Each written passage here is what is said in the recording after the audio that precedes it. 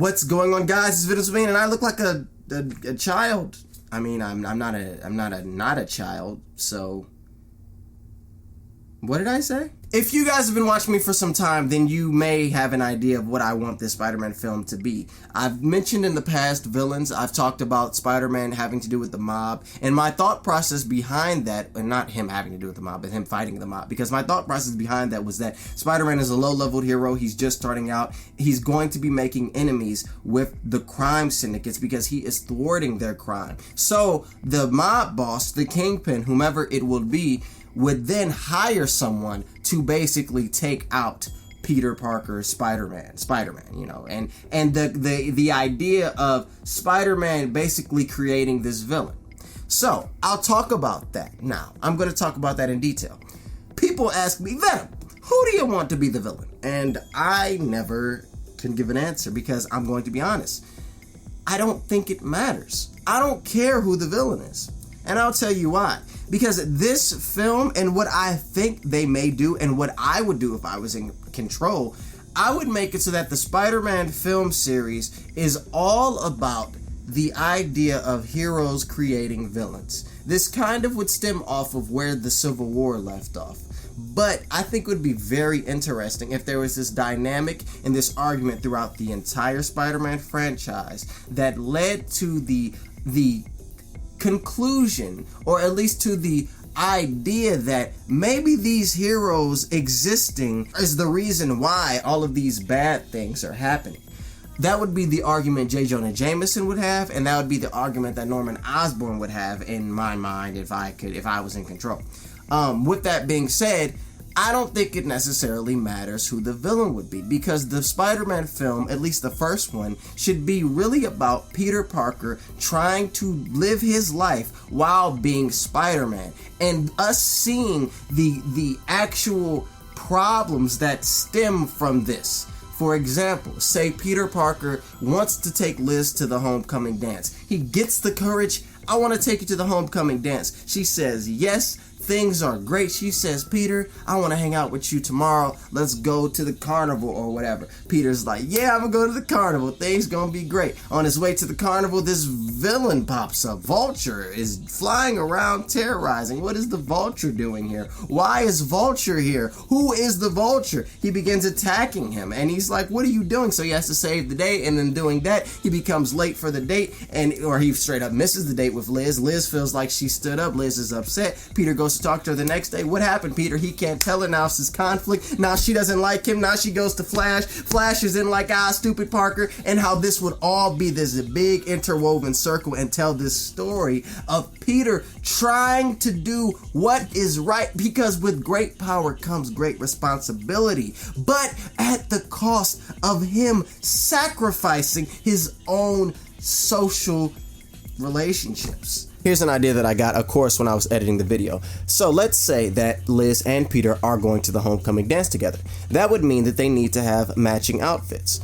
With that being said, what if Peter doesn't have a car and Aunt May doesn't have a car? Liz, with this knowledge, would say, well, okay, my mother would just take us out and we'll go get some clothes together. What if they establish a day that this will happen? And on this day, Liz and her mother both pull up to Aunt May's house, her apartment, and they're waiting and waiting. They go inside. Where's Peter? Aunt May says, I don't know. He's not home. I'm sure he'll be back. He knows about this day, so I'm sure he'll be back. And they're waiting and waiting, and they begin worrying because Peter isn't showing up. Peter isn't answering his phone. And then Peter ends up coming in late. Where were you?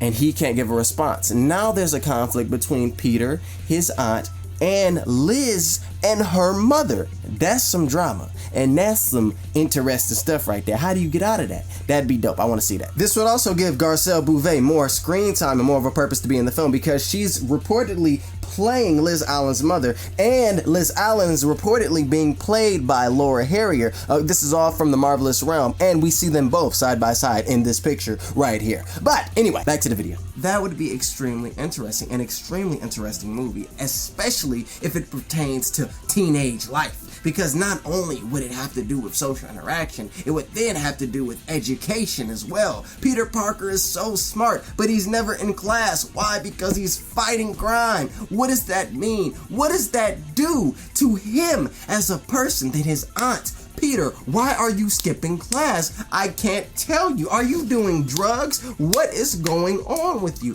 That it just is just this entire rich circle, and it can then be really laid out along the course of several films as to what it means to be Spider-Man and what it means to be Peter Parker, and the separation between the two.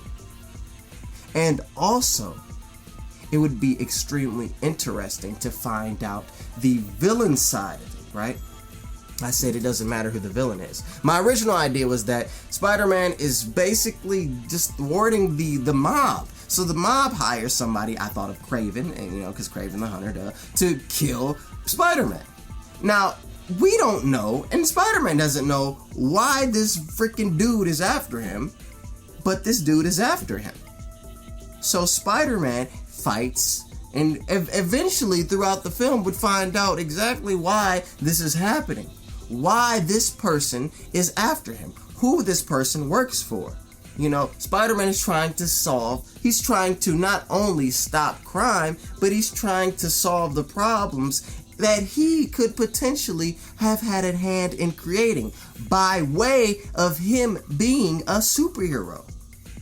I also think about the idea of Norman Osborn being this figure in the Marvel Cinematic Universe that is so cunning and makes so much sense that when he doesn't win, or if he doesn't win, it becomes a really big problem in his head.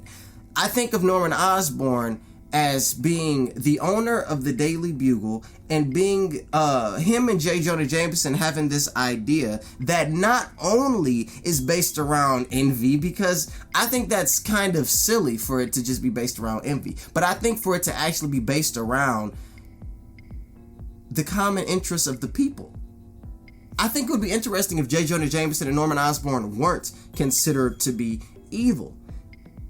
Think about it like this. You've had a number of events happen in the Marvel Cinematic Universe in which thousands upon thousands of people have died. What if Norman Osborn and J. Jonah Jameson are the ones that are saying, listen, these heroes they say that they are for the people, that they want to protect us, but they have failed to realize the most common thing that all of them have. They all have villains. They all have somebody that will step up to fight them. And in that, we have all of this death and destruction. These heroes are creating these villains. These heroes are creating these villains. These heroes are the reason why people are dying. Before Iron Man put on that suit, and before Tony Stark got on that stage and said, I am Iron Man, there had not been as much death and destruction because there were not heroes. Soon as Iron Man said, I am Iron Man, then we had a whole bunch of other people pop up, and people that are supposed to be for the good. And then we also had a whole bunch of people pop up that were going to step up and be adversaries and who were not for the good. These heroes, if they really want to save us, if they really want to stop all of this death and destruction, they need to stop being heroes. Leave it to law enforcement. Leave it to those that are elected, those that go through training, those that are for the people actually, and not just for their own personal mind games or their own personal vendetta. That would be extremely interesting. It would be an argument that would make sense. Ooh, wouldn't that be dope? I could see J. Jonah Jameson, like him talking about it. Like, listen, I understand Spider-Man thinks he's great. Guess what? There's going to be more death in this city because of his existence. If he really wants to save us, he needs to take the mask off and go to the police academy. Become a police officer.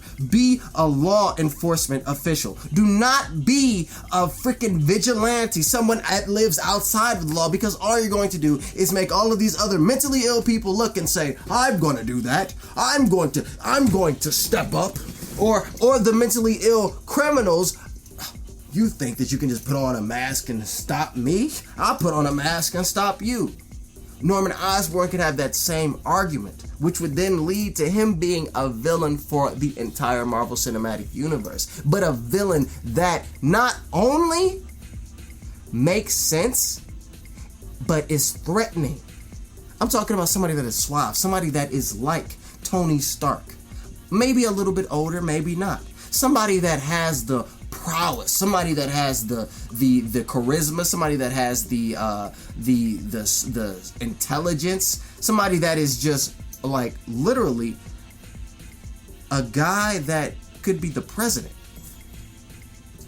somebody with power, money. That would be the villain. Somebody that can actually beat the Avengers would be the villain for the entire Marvel Cinematic Universe. But let's kill it back a little bit. I kind of got on my high horse for a moment. As it pertains to the villain in the Spider-Man film, I don't care who it is, because I feel like this film is really going to benefit if they take the personal approach to it. When this film is really about Peter Parker being Spider-Man and the ramifications that come with that. This obstacle that keeps popping up, a villain keeps popping up. Who is this guy? What are you doing here? And then we find out that way. It doesn't have to be necessarily a focus on the villain at first. It could literally be a focus on Peter Parker and Spider-Man, and we have this villain keep popping up that is putting up a fight. This villain that is cool, but we don't know a lot about him until later on in the story we begin to learn what he's doing, who he's working for, why he's working for this person, etc., etc. That would be interesting. That's my take. That's what I have to say right now.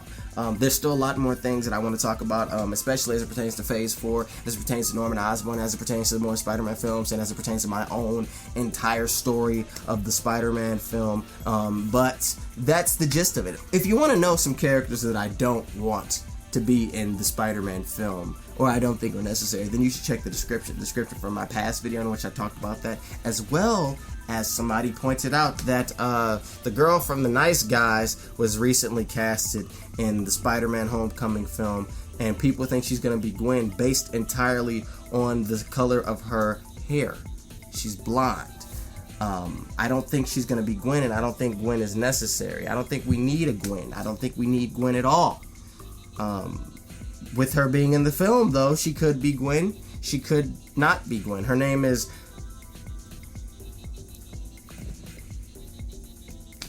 so she could be Gwen, she could not be Gwen. I loved her in the Nice Guys film, so I have no complaints about her involvement in it in Spider-Man Homecoming, but we'll just have to wait and see. If you ask me, though, I don't want her to be Gwen, and she could be somebody else. She can be somebody else. I want to hear what you guys have to say about it. Do you guys agree with me? Do you guys disagree? Let me know in the comment section below. As always, thank you guys for watching. I've been Jimmy and saying hit the like button, subscribe, and have a good one. Peace. Peace. Peace. I also would like to highlight XVid's comment on my last video. He said that we can trust Marvelous Realm, and he says that he thinks that this movie will basically be centered around Homecoming. It will be about all these students struggling to ask each other out. Peter wanted to go out with Elizabeth, but is known as a loser and a coward. Flash being together with Elizabeth, but ends up going with Michelle. Flash and Peter having at it with each other, like in the comics. Ned Leeds trying to ask out Betty Brant, and a very John Hughes inspired Spider-Man movie. He also says that he suggests everybody watch The Breakfast Club if you want to get a really good idea of what this film will be. Now, this comment is awesome, so I just want to highlight it, and I'm probably going to start doing this in my videos, highlighting people's comments at the end of them. So yeah, all right guys, have a good one. Like this, like the next part. Click the next Click that video, click the next part, click that video, click that video, click the next video, go to the next video, to the next video.